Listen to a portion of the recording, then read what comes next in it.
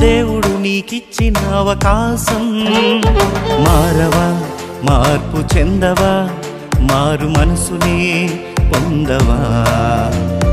మారవా, మార్పు చెందవా, మారు మనసునే నీవు పొందవా. పాపక్షమాపణ కలిగి పరలోకం చేరవా. దేవుడు నీకిచ్చిన ఈ ఆయుష్, దేవుడు నీకిచ్చిన అవకాశం. మారవా, మార్పు చెందవా, మారు మనసుని నీవు పొందవా.